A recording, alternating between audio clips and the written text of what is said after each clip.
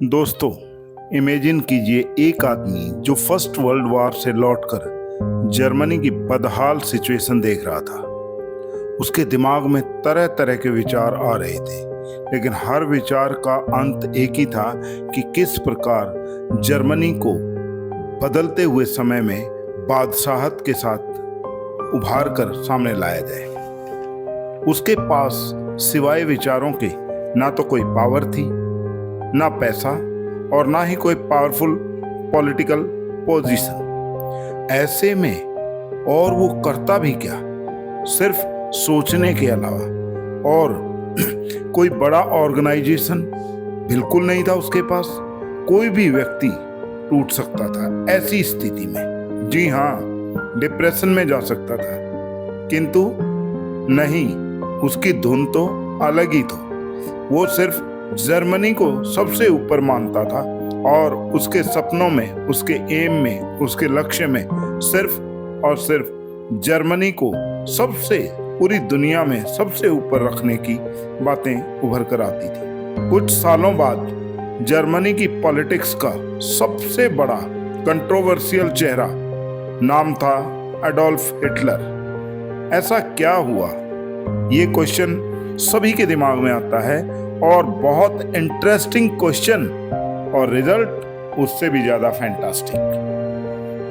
जिस कारण Hitler jail गया और वहीं रहकर मेन कैंप की राइटिंग शुरू की, जो उसकी अपनी ऑटोबायोग्राफी कहलाई, जो उसके जीवन का टर्निंग पॉइंट साबित हुई। जी हाँ, मैं हूं मनोज कुमार। आप सुन रहे हैं I know why, main camp के 5वें भाग को, जिसमें हिटलर के पॉलिटिकल राइज के क्रूशियल फेस को समझते हुए हम आगे बढ़ेंगे। बात उस वक्त की है जब 1918 फर्स्ट वर्ल्ड वॉर समाप्त हो चुका था। जर्मनी हार गया था। बैटलफील्ड की हार के अलावा Germany political instability, economic hardship और पब्लिक फ्रस्ट्रेशन का सामना कर रहा था। चारों तरफ त्राहिमाम की स्थिति थी। हिटलर ने ये वक्त बहुत करीब से देखा था और उसके दिल, दिमाग और जहन पर इस बात का बहुत ही विपरीत असर पड़ा था। वार के बाद वो जर्मन आर्मी से कनेक्ट रहा, क्योंकि उसका एम सिर्फ जर्मनी का उत्थान था और पॉलिटिकल ऑब्जर्वर के रूप में काम करता रहा। उसे जो काम मिला वो मिला पॉलिटिकल ऑब्जर्वर का। This is turning point from army to politics.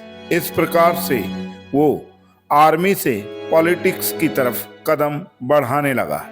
एक सोल्जर जो बैटलफील्ड में मैसेज कैरी करता था, अब पॉलिटिकल मीटिंग ऑब्जर्व कर रहा था। 1919 हिटलर एक छोटे पॉलिटिकल ऑर्गेनाइजेशन की मीटिंग में गया। ऑर्गेनाइजेशन था जर्मन वर्कर पार्टी। पार्टी बहुत छोटी थी, बहुत कम लोग इकट्ठे थे, साधारण सी मीटिंग थी, किंतु जो वहां पर सबसे शानदार चीज थी वो थी हिटलर की स्पीकिंग एबिलिटी। और उस स्पीकिंग एबिलिटी का इम्प्रेशन इतना बड़ा था कि लोगों के मुंह पर सिर्फ एक ही नाम था, हिटलर। जानदार आवाज, शानदार आवाज। लोगों की आवाजें आ रही थी, हिटलर तुम्हारे पास ऐसा क्या है? ना तो पैसा है, ना पावर है, ना पॉलिटिकल बैकग्राउंड है, ना कोई अनुभव। फिर लोगों को अपनी तरफ कैसे इंप्रेस करोगे? कैसे अपनी सैनिक शक्ति बढ़ाओगे जो जर्मनी का उद्धार कर पाएगी? हिटलर पॉलिटिकल पब्लिक स्पीकिंग को अपनी स्ट्रेटजी का इंपॉर्टेंट टूल बनाने लगा। उसे पता था कि सब कुछ प्राप्त किया जा सकता है अगर आपके शब्दों में जादू हो तो। और बाद में उसने जर्मन वर्कर पार्टी को बदलकर नया नाम दिया, national socialist German worker party, जो बाद में और आगे चलकर नाजी पार्टी कहलाई। जहां हिटलर का ऑरा लोगों को इम्प्रेस कर रहा था, लेकिन वो नेशनलिज्म, एंटीसिज्म और ऑथोरियन आइडिया से जुड़े हुए था। ये आइडिया बहुत डिस्ट्रक्टिव होते हैं रहे थे, जिसके बारे में हम सब जानते हैं। लोगों ने हिटलर को पसंद किया, लोग हिटलर को पसंद कर रहे थे। उसकी पॉपुलैरिटी दिन रात बढ़ती जा रही थी।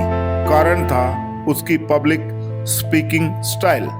हिटलर जर्मनी की प्रॉब्लम को, ह्यूमिलिएशन और पब्लिक एंगर को अपनी स्पीच में सबसे ऊपर रखता था। जहां भी उसको स्पीच देनी होती थी, वहां पर वो स्वयं बोना होकर जर्मनी को बढ़ा चढ़ाकर प्रस्तुत करता था।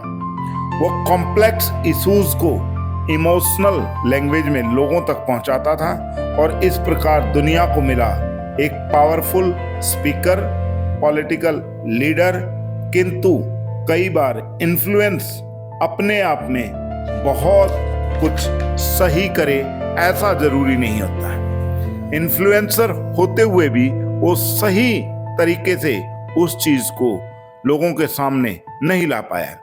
इसलिए कहा जाता है हिस्ट्री को सिर्फ पढ़ना नहीं है, समझना भी है। स्पीच के इम्पैक्ट से नहीं, बल्कि फैक्ट, एविडेंस और कॉन्सिक्वेंसेस के माध्यम से जज करना चाहिए, समझना भी चाहिए। हमें कंफर्म करना चाहिए कि हिस्ट्री को पढ़ते वक्त हम ये समझ पाएं कि वास्तव में ऐसा हुआ था या नहीं था, और अगर ऐसा हुआ था तो इसके पीछे रीजन क्या थे।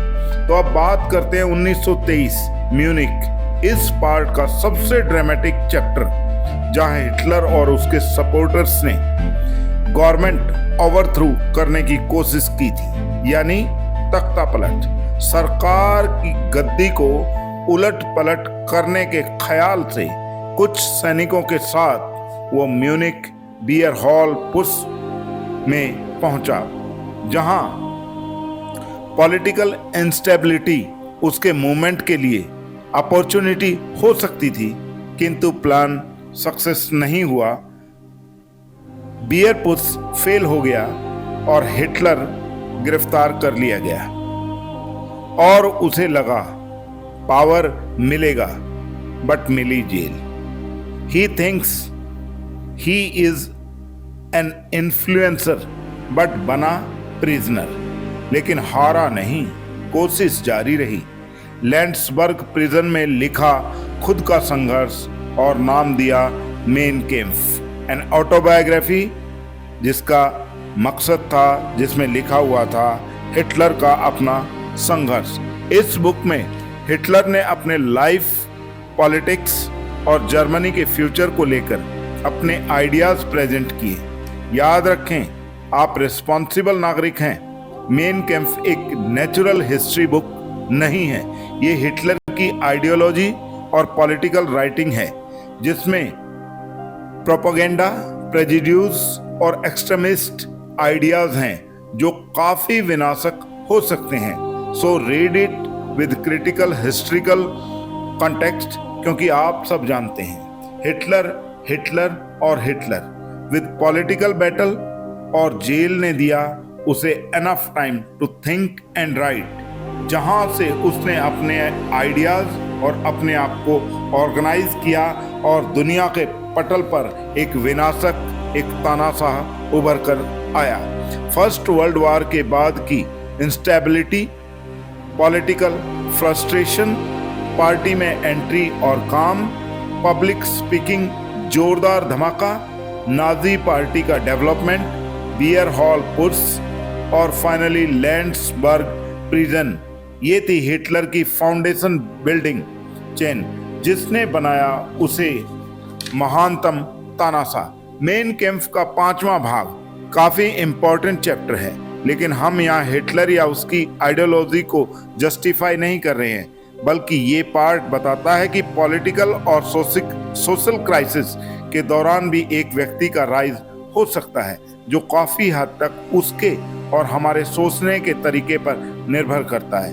हिटलर ने जर्मनी की इंस्टेबिलिटी, ट्रबल्स को अपने पक्ष में यूज किया। हम सीखते हैं कि अगर हम ठान लें और अपने आप को जान ले तो बियर हॉल हो या जेल, हमारे एम को कोई रोक नहीं सकता। वहीं मेन कैंप लिखा जाएगा। लेकिन पाठक श्रोता ध्यान रखें, मेन कैंप हिस्ट्री बुक कम हिटलर की आइडियोलॉजी अधिक है। और देखिए, डेमोक्रेसी और सोसाइटी को नुकसान पहुंचाने वाले, घृणा और हिंसा को पॉलिटिकल टूल्स के रूप में यूज करने वाले कभी भी इस दुनिया में हीरो नहीं कहलाते। एक फेल्ड सिपाही हिटलर, एक प्रिजनर जेल और एक बुक, इन तीनों चीजों ने हिटलर की लाइफ स्टोरी को एक नई डायरेक्शन दी।